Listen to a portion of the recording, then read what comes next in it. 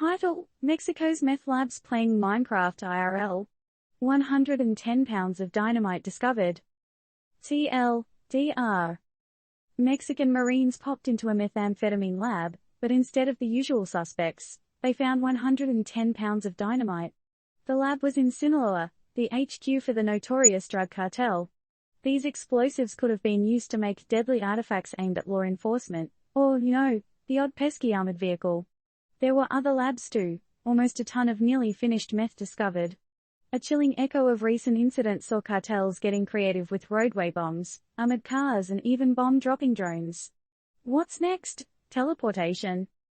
Welcome to the latest episode of Breaking Bad meets Call of Duty, with Mexican Marines stumbling upon a whopping 110 pounds of dynamite stashed away in a methamphetamine laboratory. What on earth was it doing there, you ask? Brewing up a morning coffee? Probably not.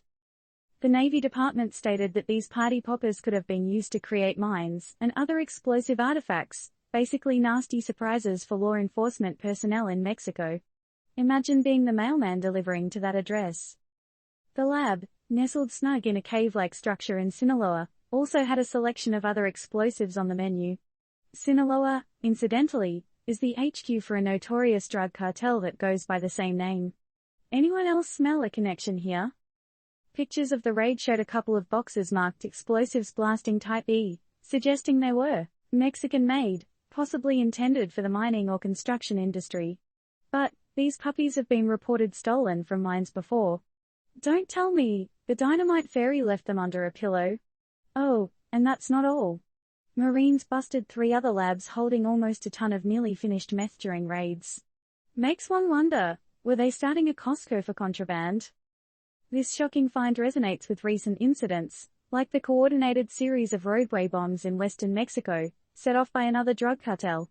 These welcome signs claimed the lives of 4 police officers and 2 civilians.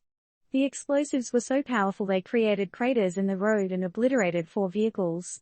Oh, and they injured 14 other people. Anyone else miss the good old days of simple turf wars? The rising use of explosives is just one part of the cartel's evolving methods.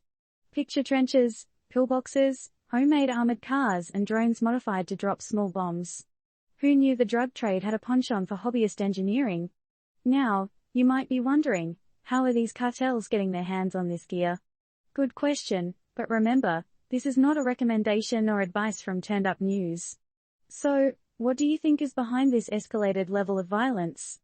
Could a solution lie in tighter security and control over the production and sale of explosives? And finally, what does it mean for the future of the war on drugs in Mexico?